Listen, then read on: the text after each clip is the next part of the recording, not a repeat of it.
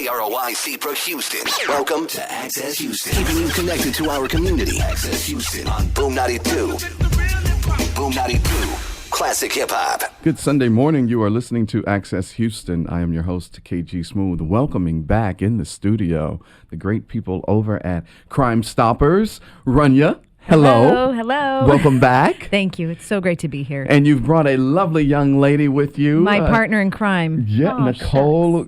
Nicole Christoph, or is it Christoph? Nicole Christoph. Yes, thanks. Who is the deputy director at Crime Stoppers, and Runya is the executive director. Welcome, welcome, welcome. Thank Thanks you for so having much. You are so very welcome. So October is Domestic Violence Awareness Month, correct? Yes, it is. And so what are you all doing for this month? Because October has a lot of months. You know, of I course, know. We know breast cancer awareness, Exactly. but also domestic violence awareness. And that's why I remember October being so busy, because we're dealing with cancer and we're dealing with domestic violence. But what you all have going on. Mm-hmm. So Crime Stoppers of Houston, you know, everybody knows what we do. We're out in the community every day for that tip line that everybody knows so well. Yeah. But what we also do is we really try to engage the community in crime prevention programming.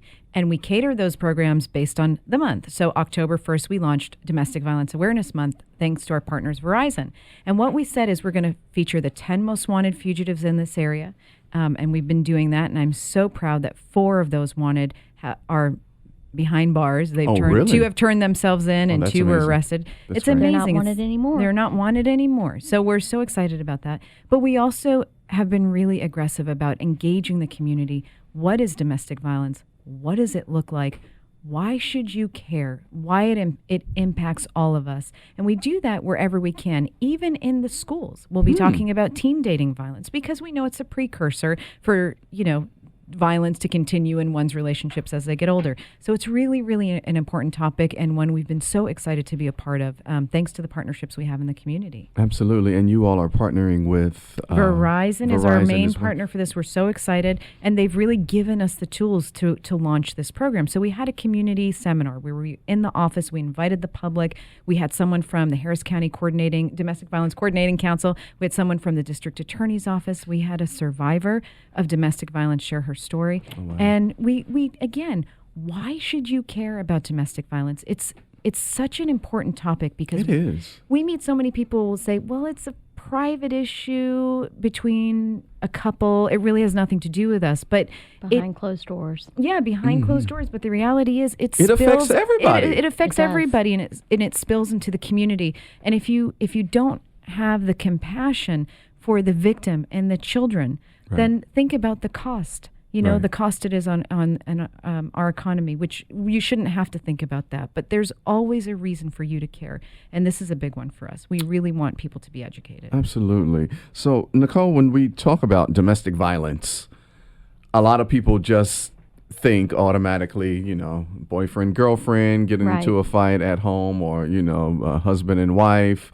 But there are many other different scenarios when it comes to domestic violence. Well, let's first break down the term. Domestic violence, basically meaning Violence committed against a domestic partner, be it in the home. in the home, or an intimate partner, Okay. boyfriend, girlfriend, girlfriend, girlfriend. And it also could apply to children against their parents.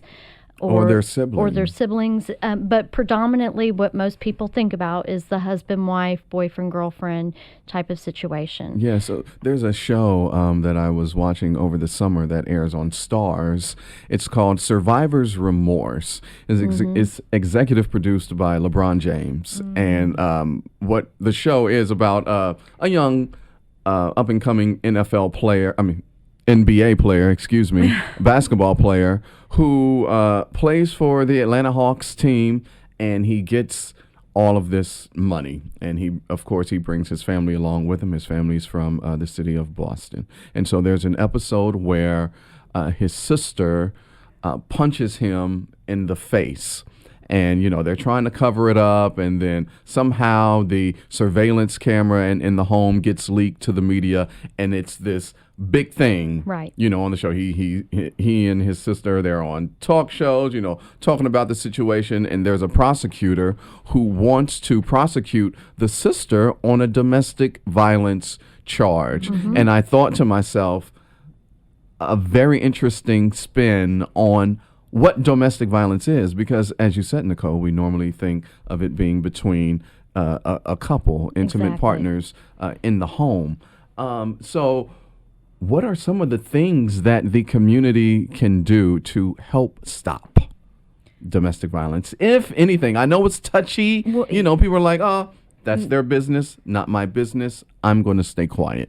It's for me, you have to realize this is a human issue, and you have to care about it, because you have to care about what's going on to somebody that, this could be your friend, this could be your sister or your brother, this could be somebody in the workplace. It is going to spill over. We see it all the time. We had a case not too long ago where a gentleman came, he knocked on the door of his estranged partner's sister's home. He shot her husband and her son right in front of her. He sexually assaulted her, and then he fled to Mexico. Now, a tip to Crime Stoppers located and found him within the weekend, Right. but his plan was to come back to Harris County, go to the place of employment where his estranged wife worked, and kill her and kill whoever else it took. This is a community problem. So what we want to tell people is learn what the signs are. We talk about it a lot as the victim being a woman, but it happens to men too. Sure. But just for the purposes of talking about it freely, we'll say that the victim's a female. Does she communicate with others? Does she go out when other people go out? Does she have access to her own money? Is she engaged? Does she ever show up to work or to a family gathering, to church on Sunday, whatever, with a bruise that she is explaining in a strange way? Do you feel like there's just something off? And if you feel that, if you've noticed anything, I think it's your job to inquire. It's your job. Obviously, you cannot force her to do something she's not ready to do. Right. We have to recognize that the most critical time for these women is when they choose to leave. It is oftentimes It's the most dangerous time for anyone that's trying to get out of a domestic violence situation. The most dangerous time for them is the time when they decide to leave. That's when they're at the most risk, because the abuser is losing control, and they will do literally anything to maintain that control.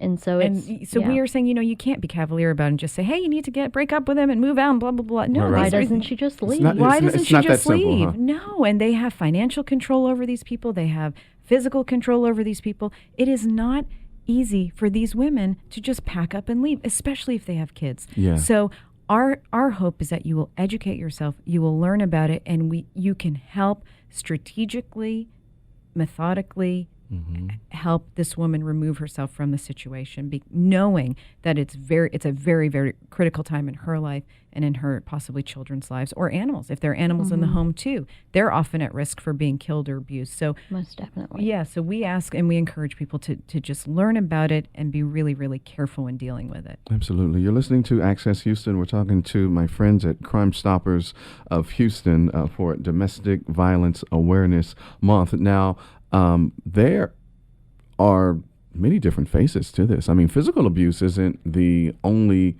thing that falls under the domestic violence umbrella. Emotional abuse, Yeah. sexual abuse. How many people do you think your husband can't rape you? Or your intimate partner can't rape you? If you say no, no means no. And there are oftentimes in an abusive relationship, you encompass all gamuts of it: the control, the emotional control, the financial control, the control over your body in every form. And sexual abuse within the partnership is definitely one of them. Nicole, it just made me think here. I'm going back to my childhood a little bit here. Great movie. I think it came out in 1993. What's Love Got to Do with It? What does it have to do with it? Okay. Starring Angela Bassett Mm-hmm. and Lawrence Fishburne, who played Ike and Tina. Tina. Yes. And so love that movie. Growing up, there is a particular scene in the movie where she's in the studio recording a song called Nutbush City Limits. And Ike comes in and they're going through the motions, and he has her up on the counter with his hand over, her throat, like he's choking her, and, he's moving and, kind of this gyration. Growing up, seeing that, didn't know what was going on. Right. Even as an adult, when I saw the scene, and one of my ex-girlfriends was like, man, that's a shame when your own husband is raping you. And I thought to myself, I said, whoa. How is that? That's what he was I doing. missed it. Yes. Yeah. I missed that. He was raping his own wife. Yeah. Yeah. It is the full and utter control of another human being. Full control, and in an abusive way. And I think just to know, we talk about human trafficking, and for some reason people get all up in arms, and they should, about human trafficking. They absolutely should.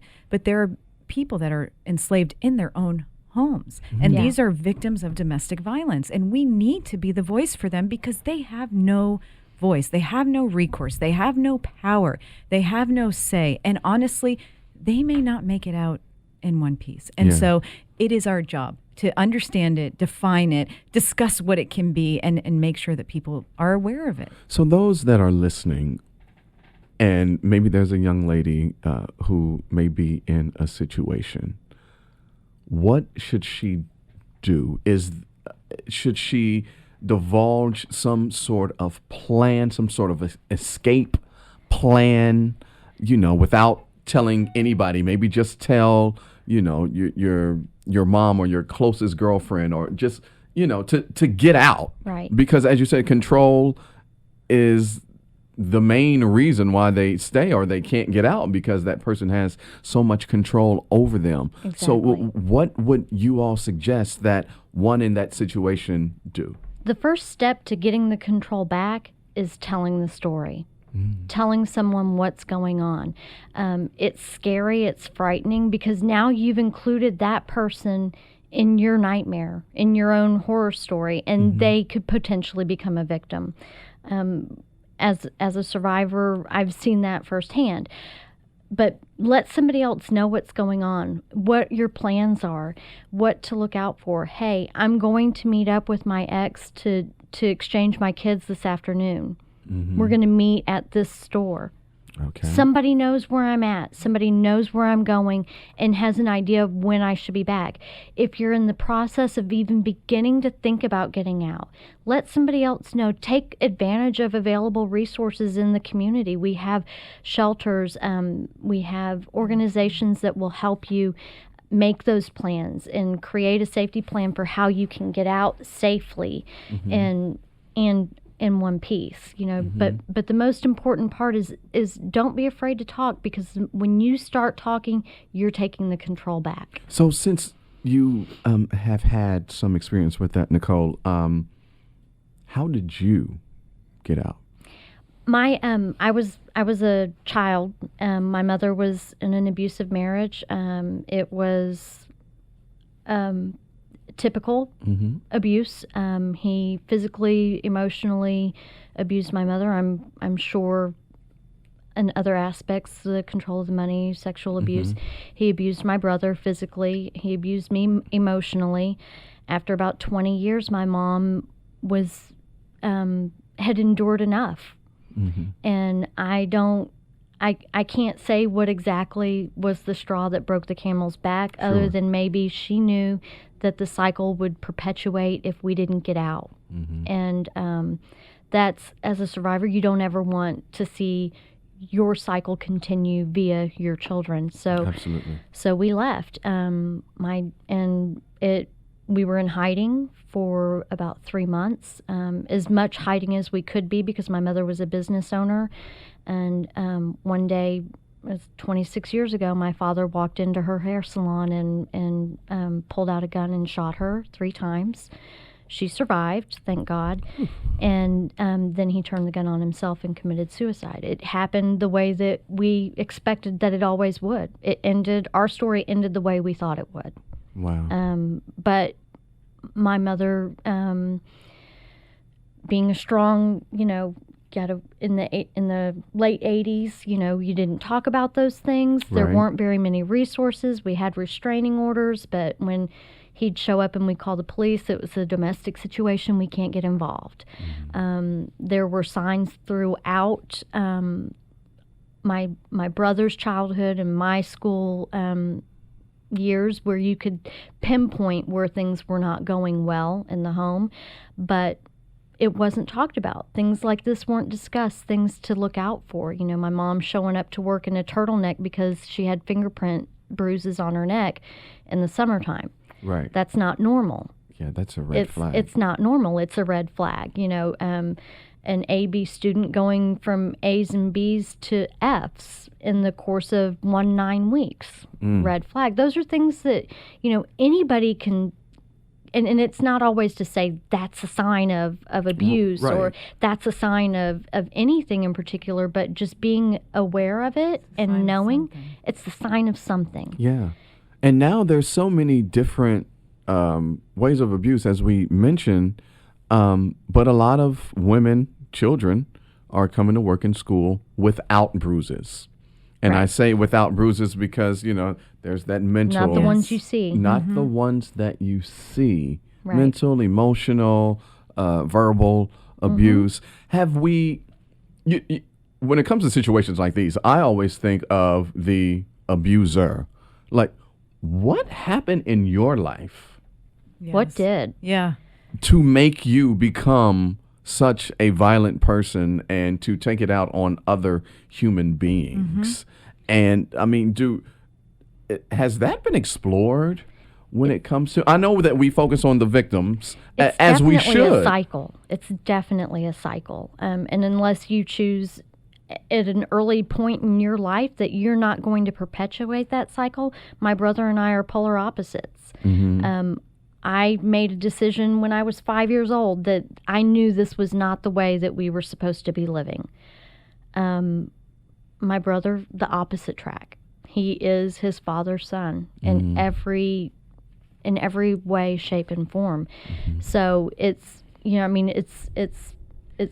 a cycle. What I love, about hearing Nicole's story is that when I've had the privilege of meeting her mom, and her mom is one of the strongest, most incredible women you'll ever meet. I met her years ago and had no idea that she was a victim of anything because she's a true survivor. She is an incredible survivor. And even Nicole, I mean, she has a husband who adores her, who loves her, the most very handsome son, which is probably inappropriate for me to say, but he's so cute. He's not bad. He's not bad. He's really, really handsome. I'm sorry.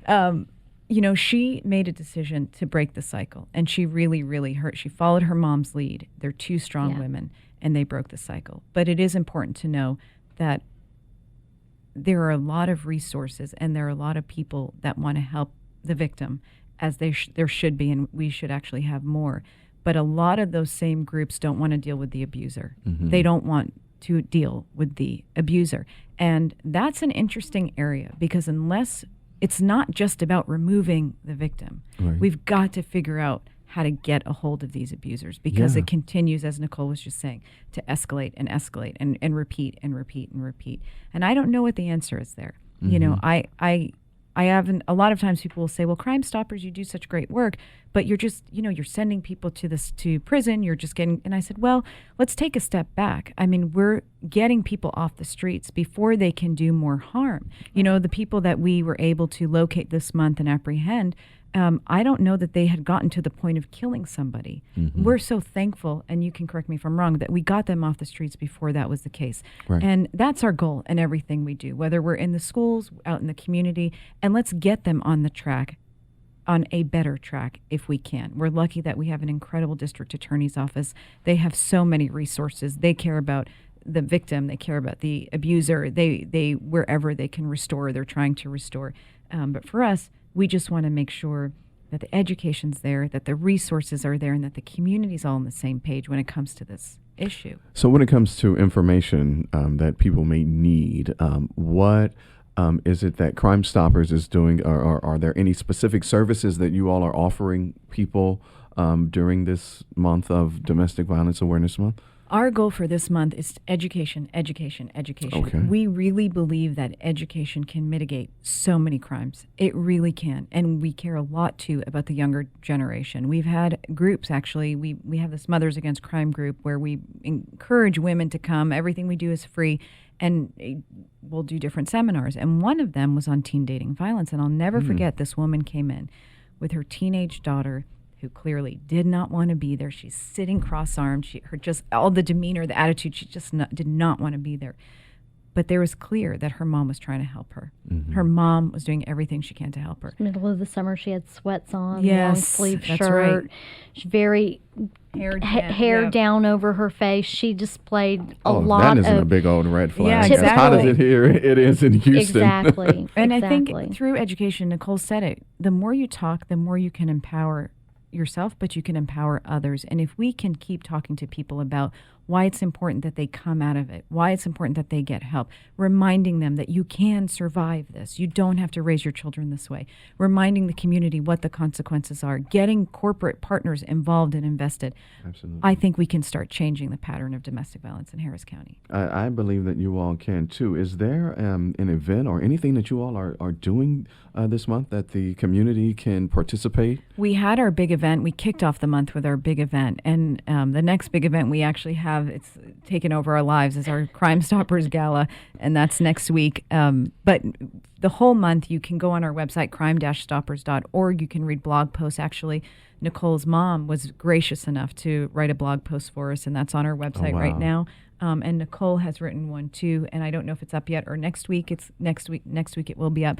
But we just continually are giving resources, information, tips, tactics, whatever we can do to engage the community in crime prevention. And then certainly we're working with our law enforcement partners to get as many of these suspects off the streets that we can. Absolutely. So for more information, that is crime.stoppers.org. Crime-stoppers.org. That's crime-stoppers.org. Rania, I can never say your last name, Sid. You don't need to. Nobody cares. That's but all right. it's Mancarios. They're like, who's that girl? The Crime Stoppers girl. That's Rania fine. Mancarios, Executive Director of Crime Stoppers, and the lovely Nicole Kristoff, who is the Deputy Director. Thank you all for coming Thank you. through. Thanks for having us. And bringing awareness to an incredible month, because domestic violence is, it has to stop. Just violence, period. Can we general. just love one another? I know. Can we get back to that, It please? should be easy as that. It should be. It should be. Yeah. Social media for people that want to follow you on Twitter and Oh, Instagram. Lord. I look over to our social media expert. Okay, and so the Twitter is Crime Stop Q. Q. H-O-U. H-O-U, yes. And Instagram? We don't do Instagram. No, And Gram. You're not Facebook on the is- gram. They're no, not we're on the not- gram, we're not, guys. But seriously. follow us follow them on Twitter. We have a Facebook Facebook. page. and Crime Stoppers and of everybody's on Houston. Facebook. Yes. Crime Stoppers of Houston on Facebook. We want to get to 10,000 likes, people. Help us. Yeah, but let's do That's a that. small Under goal. the sound of my voice. Oh, yeah, and it's our birthday. We're celebrating 35 years this month of 35 October. years this month. Not Crime that you should Stoppers. ever say your age, but Amazing. we've been doing a good job for 35 years. We're It's been very an proud of amazing the job work for the 35 years, organization's and you all are going to continue to do more for 35 more years. And I thank you all for Thank coming you. through. Thanks for having us. And you.